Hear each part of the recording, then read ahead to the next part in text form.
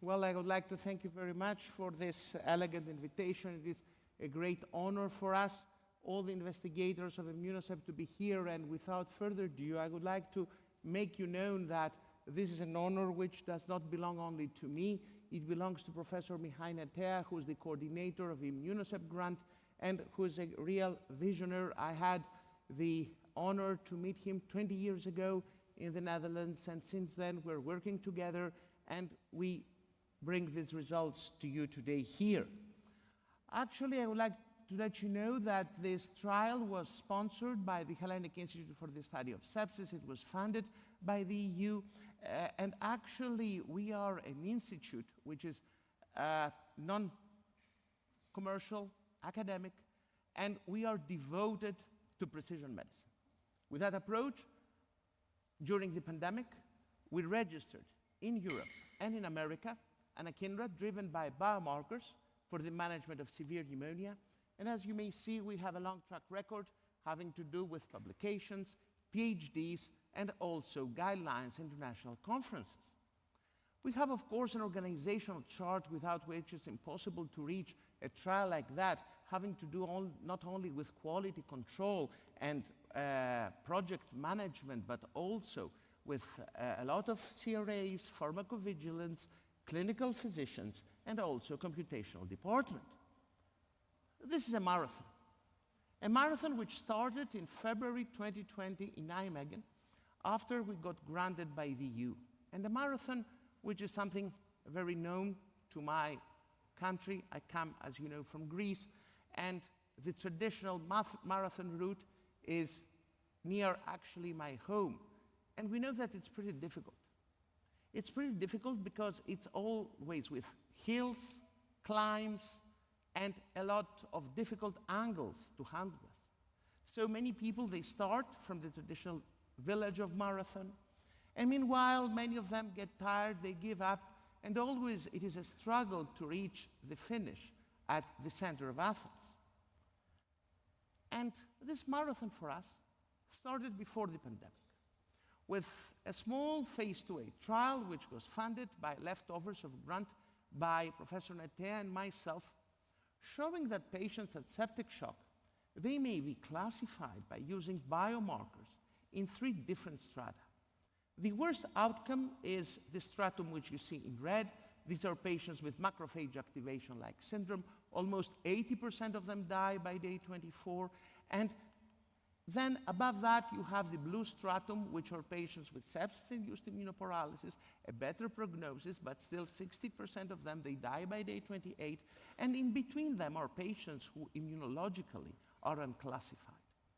This gave us the idea that all patients who meet the sepsis 3 definitions, they can be classified by using ferritin, but here we need to outscore the concentrations of ferritin in the blood, not just increased ferritin, but actually increases at almost 20 times more than the upper normal of limit, more than 4,420 nanograms per ml, which classifies a patient into macrophage activation-like syndrome, which is driven by L1, and their anakinra, a drug which blocks the activity of both L1 beta and L1 alpha, could be the drug of choice. And patients who have ferritin less than that, but also they have low HLA-DR. How low? Less than 5,000 receptors per the cell membrane of a monocyte, which means that there is failure of antigen presentation, failure of the activation of lymphocytes, failure of monocytes for the production of cytokines, and the only way to improve the patient is to wake up the cell. And in order to wake up the cell and reverse that thing is to stimulate that. And how to stimulate that? With recombinant human interferon gamma. So this is the trial. A trial which took place in 33 study sites in Europe, 6 countries, enrolling patients with lung infections or primary bacteremia, meeting the sepsis 3 definition, and in the attempt to start to give treatment in less than 72 hours from onset of sepsis, into 2 strata, but not strata for each of the drugs. The idea is that we want to compare strategies. The one strategy, precision immunotherapy for 15 days. And these patients, they receive standard care, but on top, every patient in this trial receives 2 interventions, one IV, one sub-Q. The patients who are in macrophage activation-like syndrome, they receive IV anakinra and sub-Q placebo. Those who are with immunoparalysis, they receive IV placebo and sub-Q recombinant interferon gamma. And the comparator group, they receive 2 dummy interventions with standard of care for 15 days. So we included patients, they have either community-acquired pneumonia, ventilator-associated pneumonia, hospital-acquired pneumonia, or primary bacteremia. They are adults. Only patients with moles and sepsis-induced immunoparalysis are classified, and the patients can be enrolled provided that treatment, study drug, can start less than 72 hours from the sepsis onset. So all what I describe you, it's a type indeed of not just marathon, but actually as a race. And something unexpected. When we started that, there was no COVID-19, and all of a sudden COVID-19 came. And the question was, could we harm patients with that? And after discussions with the EMA, we ended up that if a patient with acute COVID-19 suffers from mumps, he can be enrolled in the trial, but not if he has sepsis-induced immunoparalysis, and only patients who are recovering from COVID-19, they are SARS-CoV-2 negative, and they have CAP, VAP, or HAP, or BSI with immunoparalysis, they can be enrolled. Of course, when it comes to a phase 2b trial, there are a lot of exclusion criteria. The major is that we did not treat urinary tract infections. Why? Because more or less they have a good prognosis. We did not treat intra-abdominal infections. Why? Because it's the question of source control, which at that stage is something which we cannot probably adjust. And other major exclusion criteria was that patients should not be on chronic treatment with anti-cytokine drug, and they should not be on chronic treatment with corticosteroids.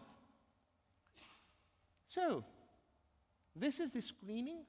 This is the map of Europe, all the study sites, and most of patients, they come from my country, Greece, and in order to do this, you need to screen continuously, sleepless, because it's not only the transportation of samples.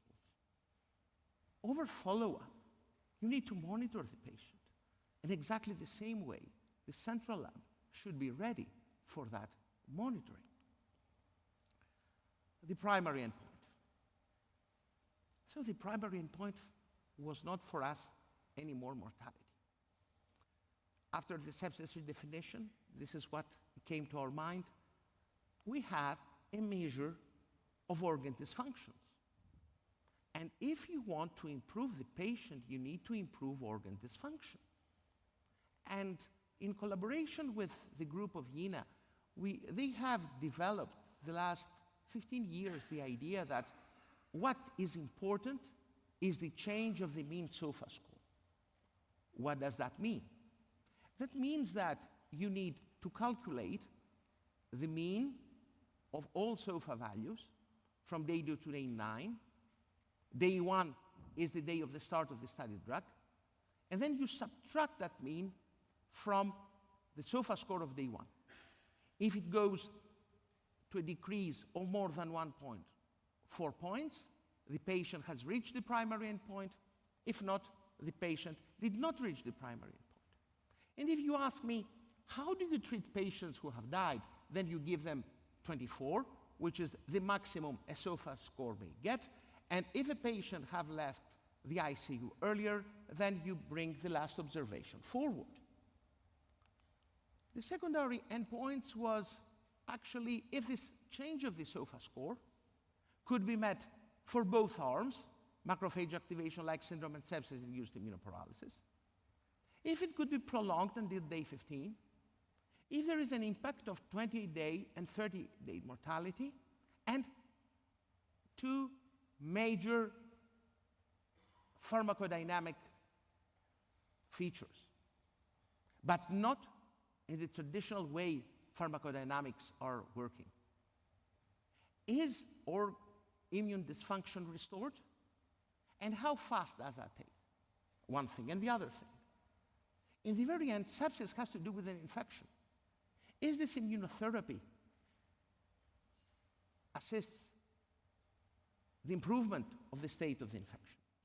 And also we brought some secondary endpoints having to do with subgroup analysis of the major severity scores, APACH2, Children's Comorbidity Index, and SOFA score as the subgroups they impact on mortality. So, the most important thing, we had to screen 672 patients to enroll 281 to randomize. That means that we managed to classify 1 out of 2.5 patients. We still have 1.5 patients out of patients meeting the sepsis 3 definitions, which are unclassified. But from the patients who are randomized, we had in the precision immunotherapy arm 131 in the intent to treat population. In the comparator placebo arm, 145 in the intent to treat population. Before jumping into the results of the trial, the question is, are the two groups in terms of randomization similar? Do we recognize in the demographics of the patients, pragmatic patients, of our reality? Because if we do recognize patients of our reality, then this trial is of essence. So most of them are male. They are around 70. The major comorbidity is the comorbidity of our times, type 2 diabetes mellitus, but also, as you may see, a lot of cardiovascular risk, chronic heart failure, coronary heart disease, atrial fibrillation, stroke, chronic renal disease. The patients, they have an average of a patch of 20, a Children's Comorbidity Index around 5, a SOFA score of 10, in other terms, a SOFA score which is anticipated to bring a lot of lethality, and the majority, they're on mechanical ventilation, almost 90%. 90% they are on vasopressors, and around 20% are on CVVH. The next question is, did we treat them appropriately? Was the standard of care which we administered for the underlying infection even between the two groups? And as you may see, the distribution of the underlying infections, ventilator-associated pneumonia, community-acquired pneumonia, hospital-acquired pneumonia, primary bacteremia is the same between the two groups, and the most common administered antibiotics were carbapenems, piptazo, colistin, linezolid, and glycopeptides. And if you ask the question, among the patients for which you had antimicrobial susceptibility testing, did the selection of antibiotics was appropriate? And it does. The ratio between administering at least one antibiotic active against the pathogen is even between the two groups, and this is of major importance. The patients, they are hypoxemic, they have high CRP, high PCT, high lactate. Around 20% are on macrophage activation-like syndrome, high ferritins, a drop of HLA-DR also in macrophage activation syndrome, which is which we believe is a negative feedback from the hyperinflammation, but when it comes to sepsis-induced immunoparalysis, which are the majority of the patients, ferritins are low, and indeed HLA-DR is low. Now, let's move to the essence.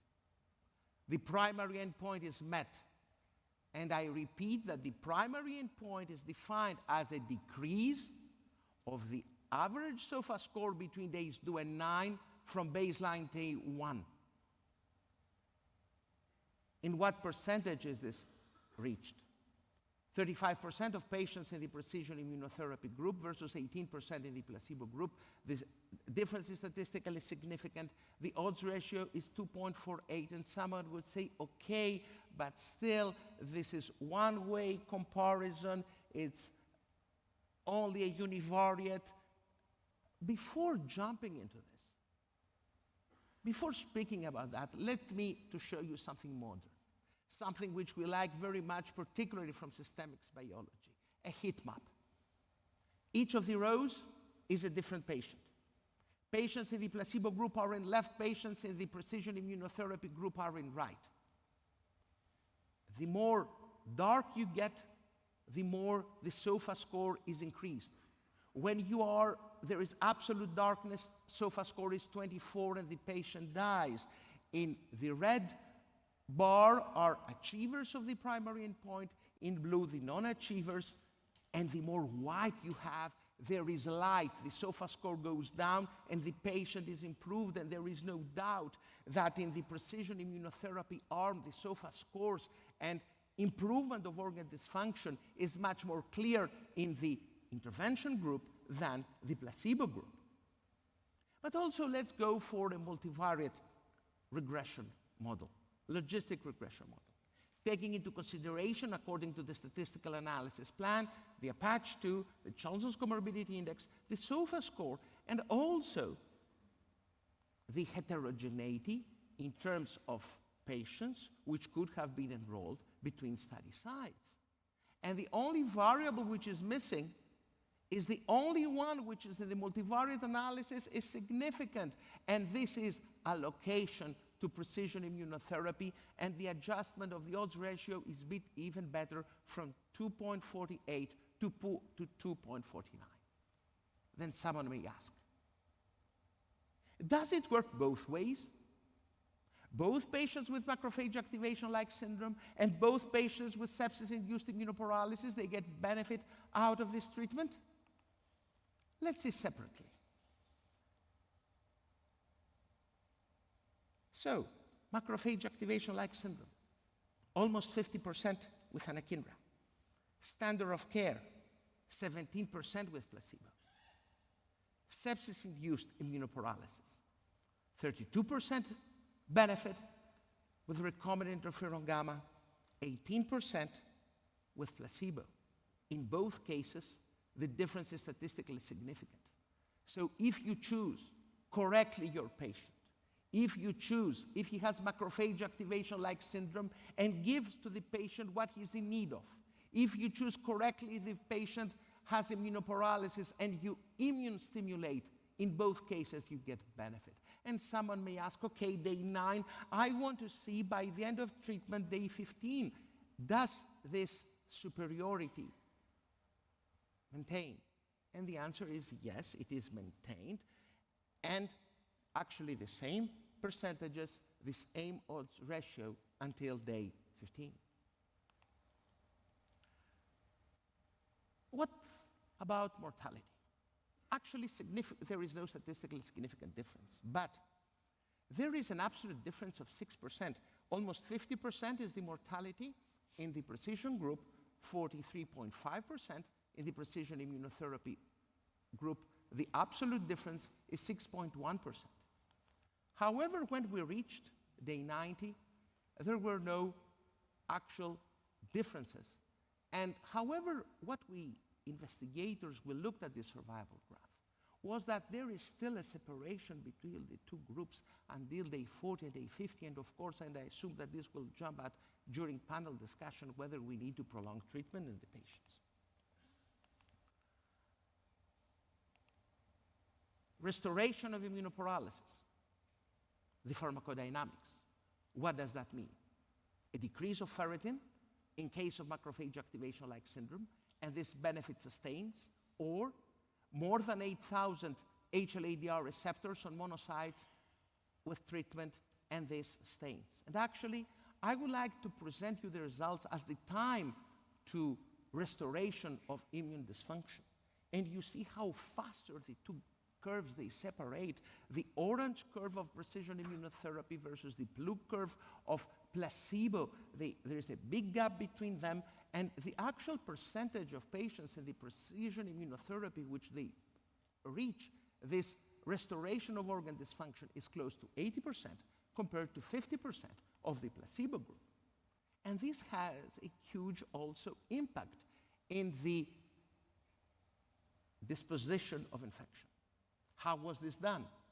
We gave pre-specific criteria to our investigators, and these investigators, they decided by day 15 if a patient was on white, which means resolution of infection, or green, intermediate, failure in yellow, or superinfection in blue. And the odds ratio for worse outcome was less than 1 in the precision group, which means that there was a relative 41% benefit towards better outcomes. Some subgroup analysis for the primary endpoint. We depicted cutoff of 25 for Apache 2, of 5 for Shelton's Comparability Index, of 10 for SOFA score. And you see that the best achievers of the primary endpoint are those with a SOFA score 10 or more, or CCI 5 or more. And how about mortality? Against the subgroups with most of mortality benefit, which was statistically significant, were those with Apache 2 less than 25, with CCI 5 or more, and SOFA score 10 or more. Adverse events. You understand that from the very beginning, that was our prime concern. And we had such an intense surveillance and monitoring of the adversities of our patients, and we reported 1,069 treatment-emergent adverse events. The vast minority, which you may see on the left columns, were those which were probably or possibly related with the studied drug. The majority were either unrelated or not related. And there was just a trend for higher incidence of anemia in the precision group and higher incidence of hemorrhage in the precision group. With that in mind, I would like to conclude that, and I'm pretty proud and happy that we managed to bring light to the fact that if you select your patient, if you frame the endotype of your patient from the very beginning, and you give precision treatment, after 5 days of treatment, you may improve organ dysfunction. And this applies irrespective the organ dysfunction. What counts is to recognize if a patient has MALS or if a patient has sepsis-induced immunoparalysis. And from the moment you know that you deliver an anti-inflammatory drug in case of MALS and an immunostimulating drug in case of sepsis-induced immunoparalysis. This is extended by day 15. There is a decrease, however, it's not statistically significant, on 20-day mortality. No effect on 90-day mortality. However, what counts, and it's the most important, is the intervention works. Why? Because it brings a restoration of organ dysfunction. And along with this, it brings an improvement of the outcome of the infection. When it comes to something like that, you are in need of heroes. And the heroes should be heroes of the reality.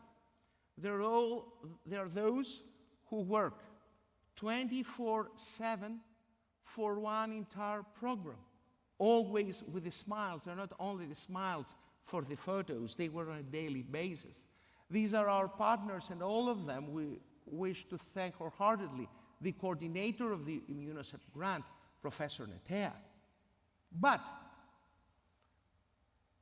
I want to spend 3 minutes to tell you what is coming next from our consortium. Because what we are in need of is that our consortium stays alive. And staying alive means that we want to have our teachings, but we want to go one path forward. And one path forward means out of 2.5 patients so far, we managed to recognize one. So we were in need to know what's happened in the others 1.5, and this is what is happening. By using a discovery set and a validation set together with Massimo Antonelli and Michael Bauer, we ended up that we discovered a third endotype, which is in the middle and pro-inflammatory endotype, driven by interferon gamma. And then we said, now let's do something even more challenging. Do a phase 2A trial, which actually I'm glad to announce that for which that we have finished enrollment. 75 patients, randomized into 3 groups, receiving with sepsis driven by endotype by interferon gamma, receiving treatment either with placebo or a low dose of a monoclonal which inhibits interferon gamma and which is called emapalumab, either at low dose or at higher doses. And someone would say, and what's the novelty? Just an endotype.